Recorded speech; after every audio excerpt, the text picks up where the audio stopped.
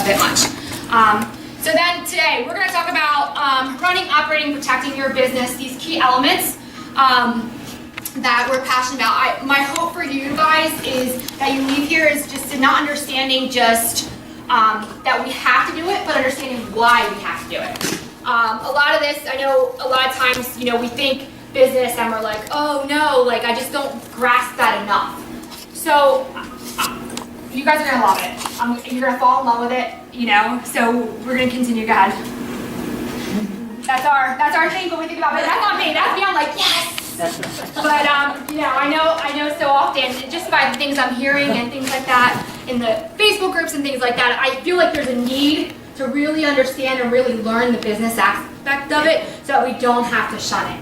And that when we make and comment on things that we have a better perspective as to and more knowledge as to what we're saying and talking about in the industry. So this right here is the economic, okay, you're going to hear a lot of economic terms and I'll break them down as much as possible for you, but my heart and soul is in economics. So this is the business ownership life cycle. This right here is what every business goes through. We're not separate because we're photographers. We start here and we have revenue here. Economics is real big with graphs, so, and then we have years, okay? So in this, it kind of makes sense if you think about it. This is the average startup. This right here is what we're gonna be talking about today. In the next class, we're gonna go here, okay?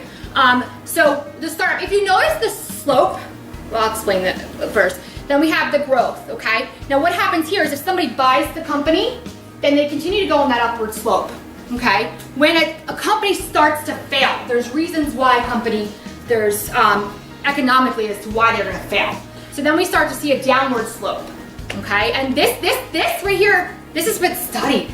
Like this is not nothing new, this is not nothing I made up. This is what's studied. So the average business life cycle and how things as far as price and theory and all that is genuine. Like this is stuff that people break down and study why consumers are buying certain things and things like that. So we go into the next one. I'm not going to go over in detail the next slide, but I just want to show you how involved some of these things and how much these studies have gotten into with economics. So, but Meg, you can go back. I'm going to constantly, it's up here. We're going to talk about this throughout the class because it's important to understand, especially where you're at. You know, some of us are here. Some of us are here, and there's no time frame as to how we're going to get here, you know, or how we're going to get here, you know. Everybody's different for everybody. But if you notice here, the most important thing I want you guys to take with this right here is a startup. You see how it glides? It doesn't go like this. You're not going to be making money like this. You understand? Very few people will. So, so I just want to give you an idea. Just have this in the back of your head. And if anybody has questions about any type of supply, demand, anything like that, I mean, I run my business strictly off supply and demand.